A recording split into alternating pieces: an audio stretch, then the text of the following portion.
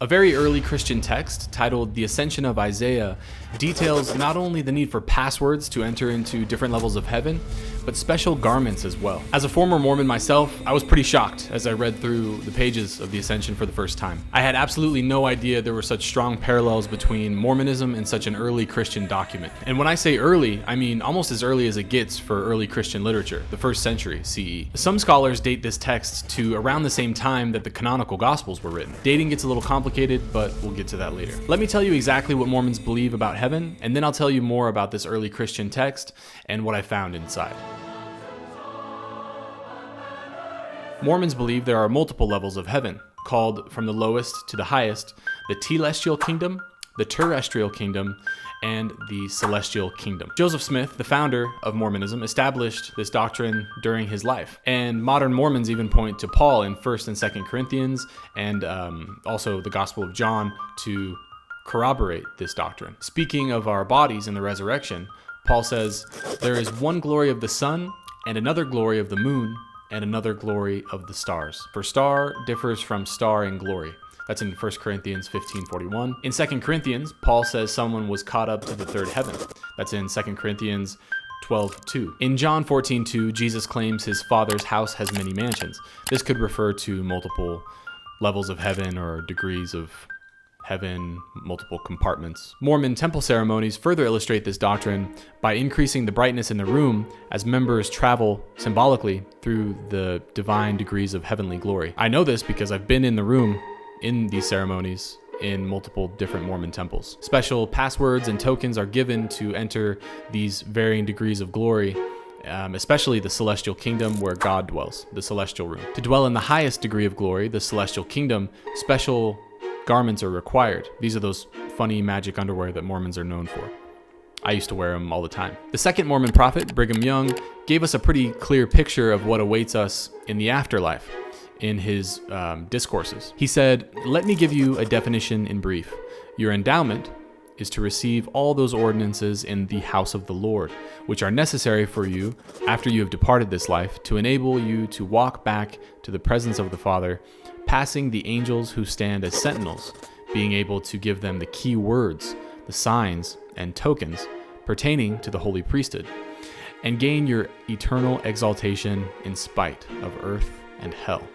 This is in the Discourses of Brigham Young, the publication by Deseret book, page 416. If you want to look at Brigham Young a little more closely, check out his Journal of Discourses.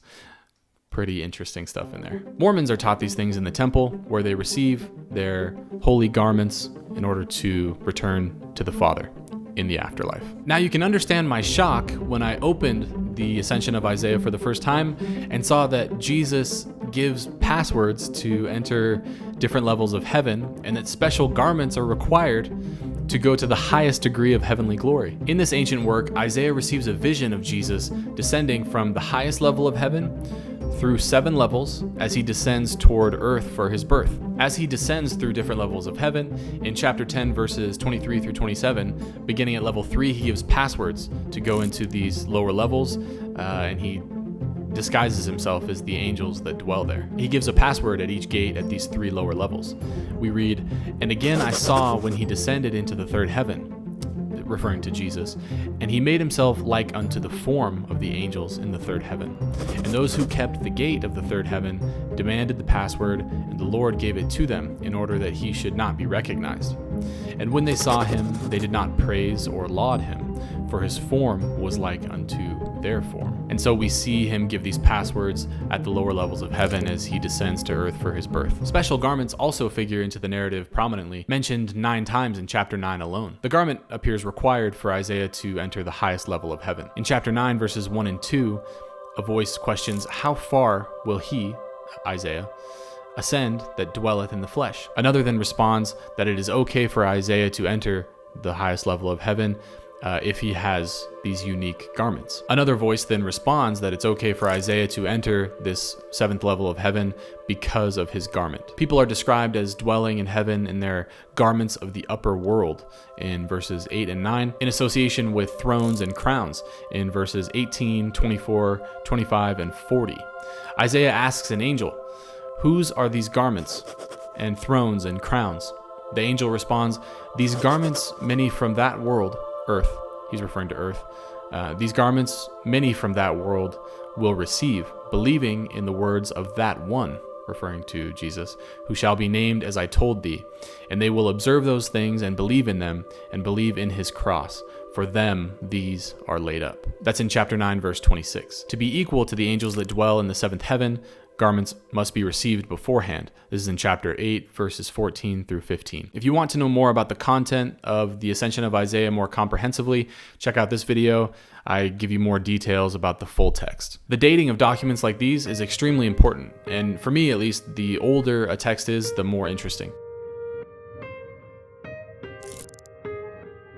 Also, from a historian's perspective, texts written closer and closer to the time of the events they describe often serve as better and better evidence in a historical analysis. They often provide the most authentic details. So if the Ascension of Isaiah was written around the same time as, say, the canonical Gospels or the Pauline corpus, it sure would inspire some deep contemplation about the beliefs of early Christians. And this is why I need to talk about the date of this material. It appears the text is a composite, with multiple parts written by different authors at different times, and then put together by a different person later. I don't want to get too much into the weeds in this video with regard to this information, but I do want to make it clear that this material that I'm referencing, referred to by scholars as the Vision of Isaiah, was likely not written until about the mid-2nd century, so around 150 CE. Though this is still quite early for early Christian literature. For instance, the Pauline corpus, which is the earliest Christian works that exist, were written sometime in the 50s CE. And then the canonical Gospels were written sometime after Paul, most likely, starting maybe in 70 CE to 100 CE. The Pseudo-Pauline corpus and the Catholic letters were written sometime circa 125 CE, so this material I'm referencing with regard to garments of the upper world was written maybe 25 to 75 years after that later Christian material. However, the earlier material, which comes beforehand in the text as well, called the Martyrdom of Isaiah, was written probably in the 1st century. And if you want to know more about the date of all these different parts of the Ascension, check out this video. I went into the weeds and covered material regarding the dates. And I do want to mention a few things that can be more or less seen as footnotes to this video. I'm not sure what people may find important or not important, and I didn't want to draw away from the continuity or the flow of the video, but I think these things are pretty important to note. In the Ascension of Isaiah, there are 7 levels of heaven. This is pretty clear in the text. In Mormon doctrine, there are 3 to 5 levels of heaven, depending on your perspective. Smith talked about there being multiple levels of the celestial kingdom, the highest kingdom. So if you have 3 levels of the celestial kingdom, and then the terrestrial and the telestial, then that would be 5. So there is that to note. And so either way you look at it, there's a discrepancy between the Ascension and Mormon doctrine in that regard. It should also be noted that passwords in the Ascension are only required to go into the bottom levels of heaven, the lower 3 degrees of glory, and not the upper 4. I don't know why, but it seems passwords are not really important to get to the upper levels of heaven. I also want to make it clear that I do not in reality think because we have an early Christian text saying that passwords and garments are needed to go to heaven, that I believe in heaven, or that passwords and garments are required to get there. I look at the Ascension of Isaiah as I do other religious works, more as like a work of art or a representation of some socio-historical phenomenon, more so than an epistemological artifact or guide.